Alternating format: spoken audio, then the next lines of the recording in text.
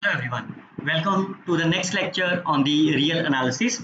Today I will explain you how you can define the pointwise convergence of the series of the function. Myself Dr. Harish Garg. You can follow my YouTube channel where you can find the playlist of real analysis, and you can see that we have discussed a complete series on the sequences of the functions such as pointwise, uniform convergence, Cauchy criteria, MN test, and the various properties.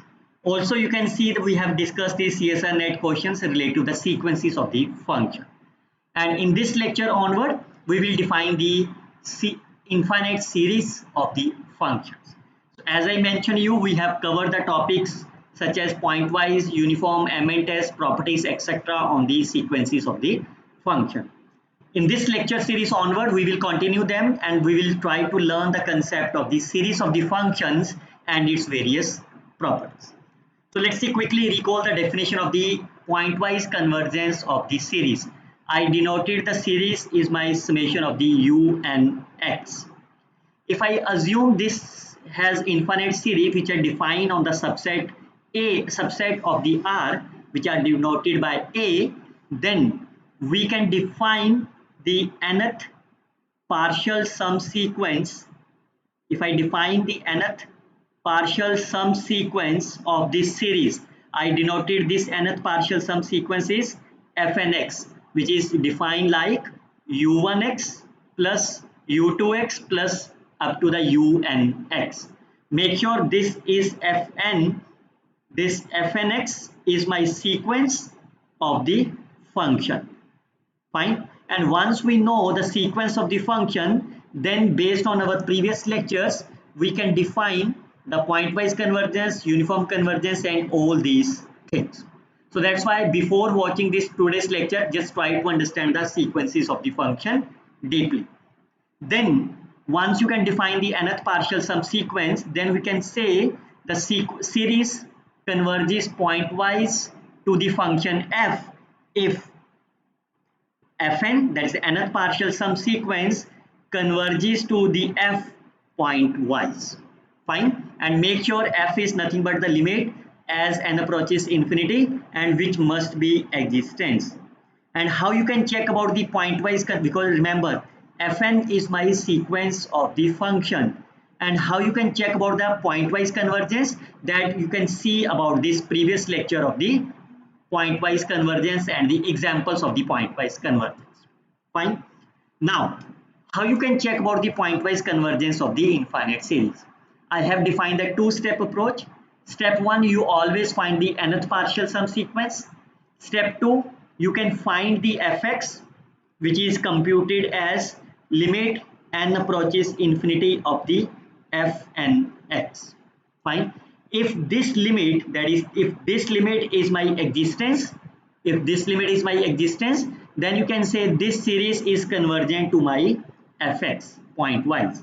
Otherwise, if this series does not existence, or this limit does not existence, then we can say the infinite series is not pointwise convergent.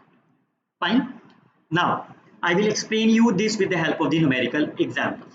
Now clearly say this is my series which are defined on the closed interval 0, 1. I consider A is my 0, 1, which is a subset of the R. Fine. Now can you find the nth term of this? So clearly say this series is my summation of the un. Where can you find the un? So clearly say un is my 1 over x plus n minus 1 into x plus n.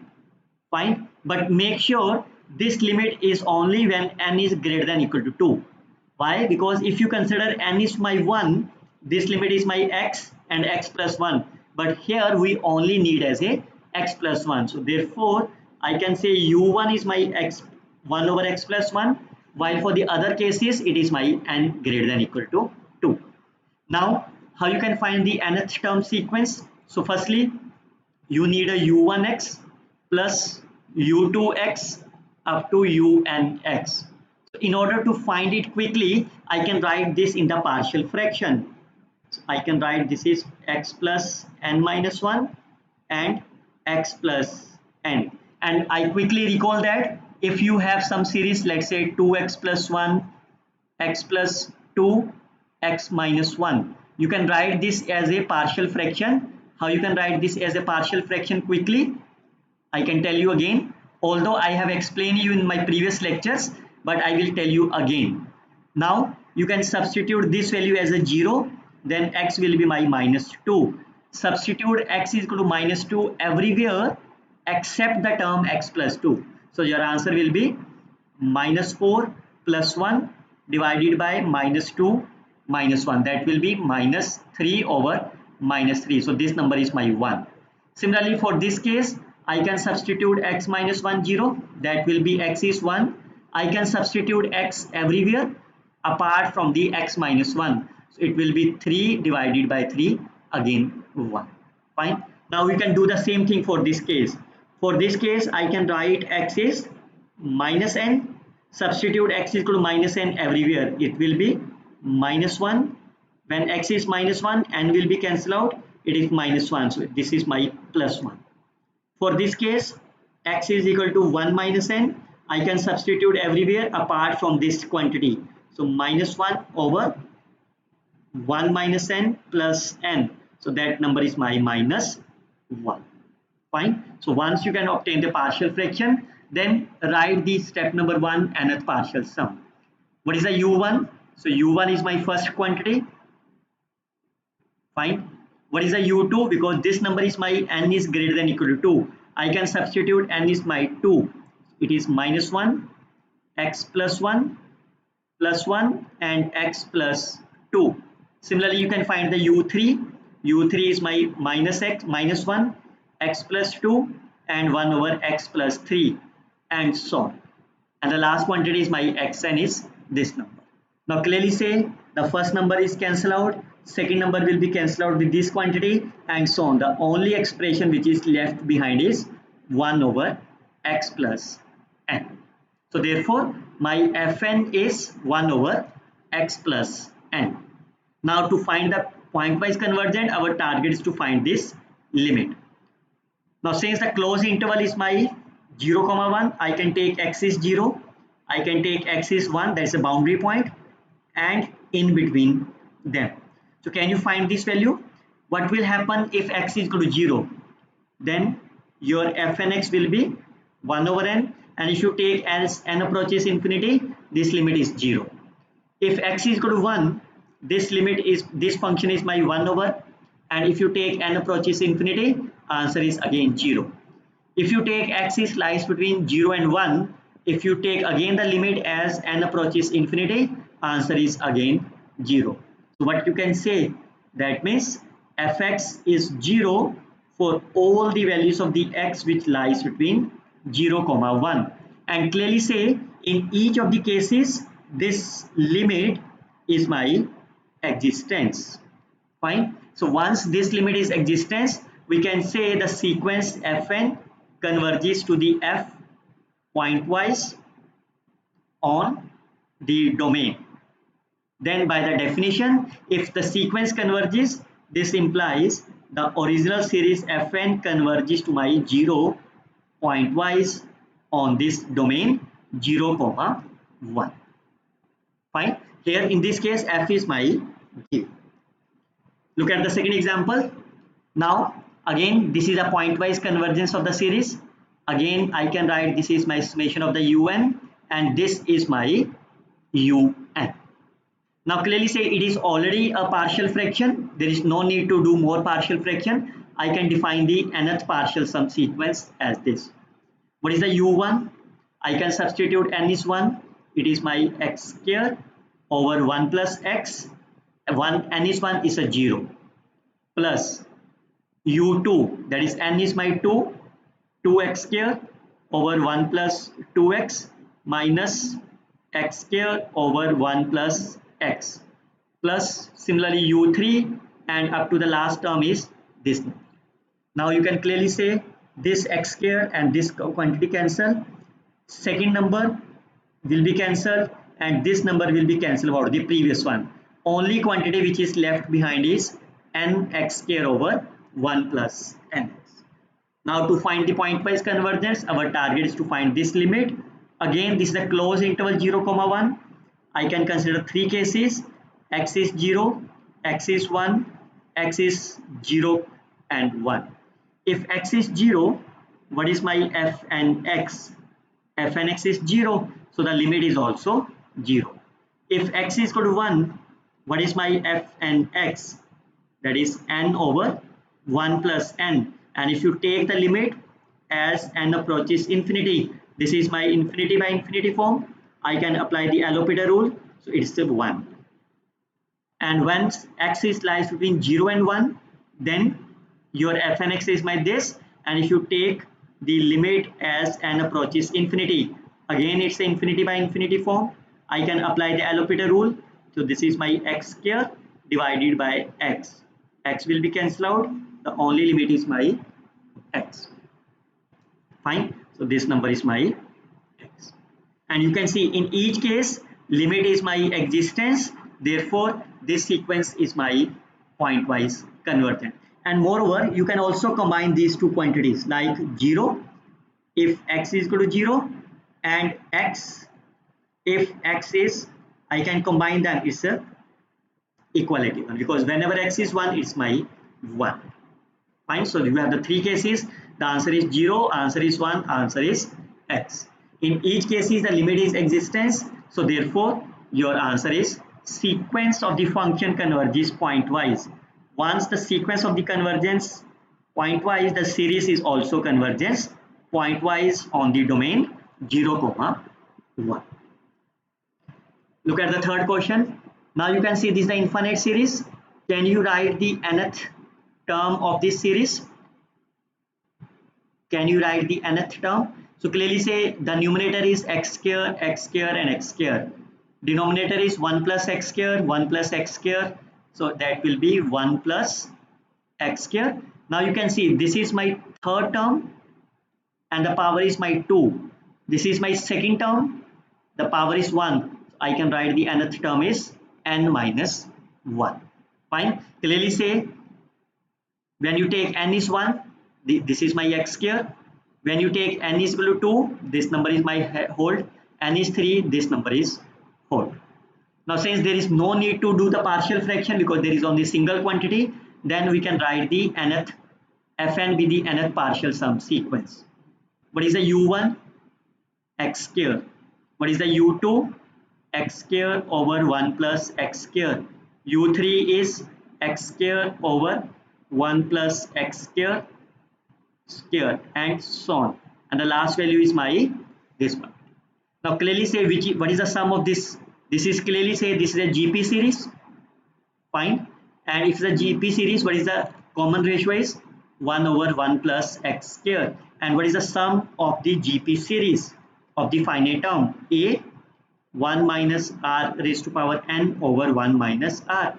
A is my first term. 1 minus common ratio is 1 over 1 plus x square.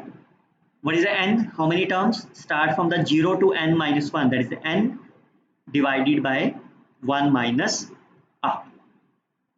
Fine. Now you can do the LCM. It is my x square. This x square will be cancelled out. I can write 1 plus x square in the numerator, and it is 1 minus 1 plus x square raised to power n. Fine. Now in order to check the pointwise convergence, we will take the limit. Now since in this case the interval is not given, so that means this will be on the real line. So I can consider two cases: when x is 0, when x is non-zero. Fine. So what will happen if x is 0? What is the happening of the f and x? If x is 0, it is 1. This is 1 minus 1 raised to power n. So this number is always 0. So this value is by 0. When x is non-zero, then your f and x will be my this quantity.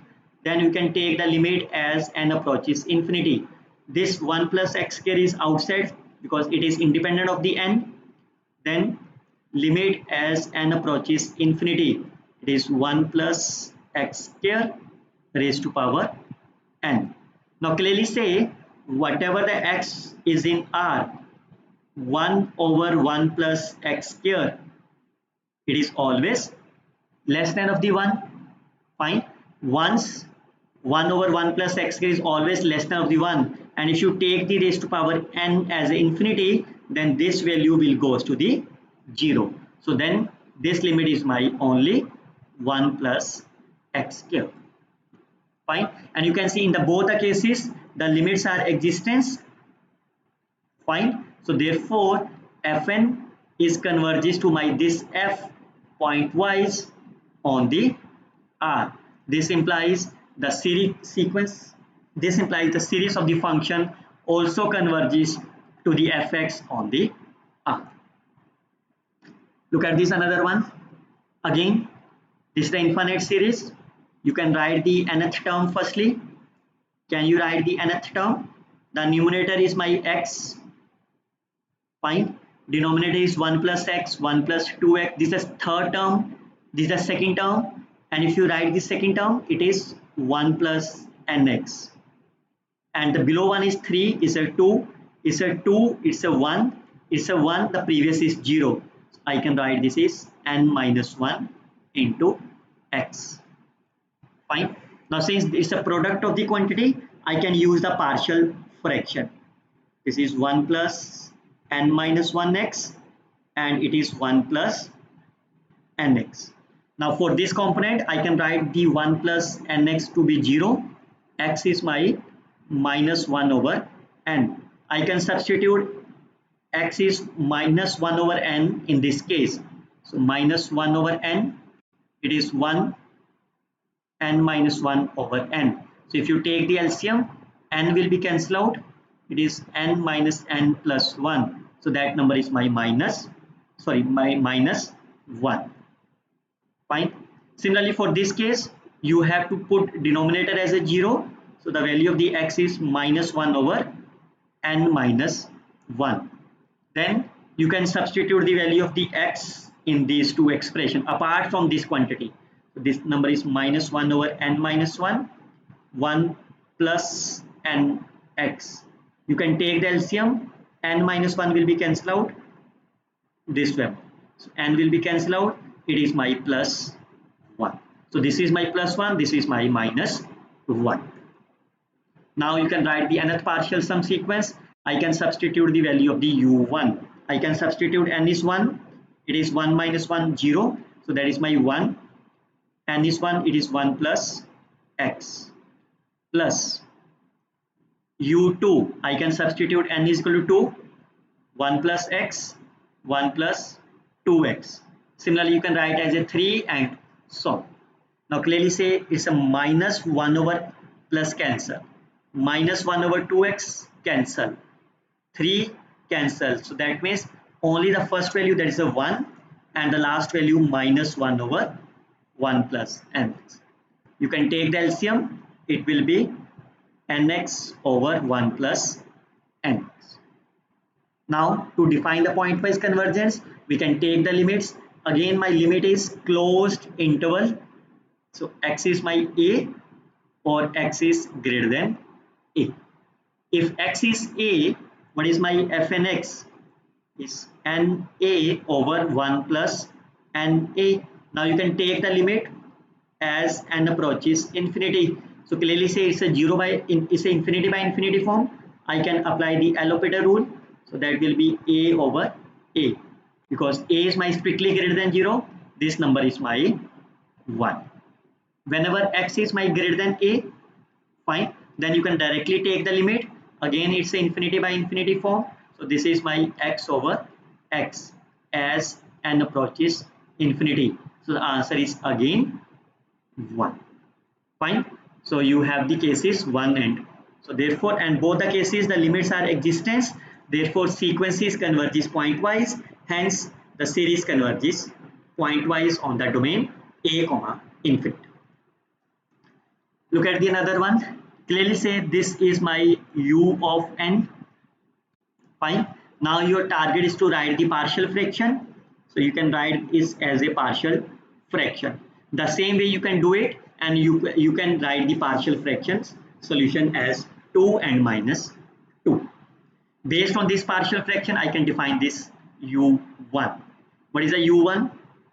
2 over 1 plus x and 2 over 1 plus 1. Fine, because n is 1 is a 1 minus 1 0. Similarly u2 you can substitute the value of the n is equal to 2 and you can get this series.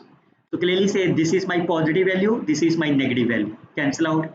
This is my positive value, that the next term will be cancel out, and this value with the previous value cancel out. The only thing which is left behind is 2 1 plus x raised to power n and this value. This is my minus 1. Fine. Now to check for the pointwise convergence, we can take the limit. Again, the series is not given to you on which interval, so it's a complete R. Now clearly say what is the case for that. Either you can take x is positive, x is 0, x is negative. What will happen if x is 0? Firstly, if x is 0, what is my f and x? 2 over, fine, the answer will be 1 minus 1, 0. Fine. Now when x is my positive, once x is my positive, 1 plus x is my greater than 1. Fine. Once 1 plus x is greater than 1, then what is the limit as n approaches infinity? Because this number is my greater than 1, this will tends to the infinity. Once this number will tends to infinity, and if you take the limit as n approaches infinity, this will be my 0 minus 1. Fine. Now second case. Third case, if x is my less than 0, then 1 plus x will definitely be less than 1. Then what is the limit as n approaches infinity of, because this number is my less than 1, raised to power will goes to my 0. Once this number will goes to the 0, then the limit will be 2 over 1 plus 0 minus 1, that is my plus 1. And you can see in each of the cases the limits are my existence. So therefore the sequence of the function fn converges to the f, this is my f, pointwise on the R. Fine. Hence the series is also convergent on this R. Fine. So this is the way you can compute the pointwise convergence. You can see I have put these 12 questions as exercise for you that you can solve it by own. Again I will give the hint. The first question, this is my un, it is already a partial fraction, you can find the fn and you can write this series. This is already a partial fraction, there is no need of them. You can see this is my, you can write the partial fractions, or there is no need of the partial fraction. You can write these limits and check whether the limits are existence in the each case or not. You can define the nth term of the fourth question, you can define the nth term of the fifth question. Similarly on this case, if a lies between 0 to 1, you can find the limits.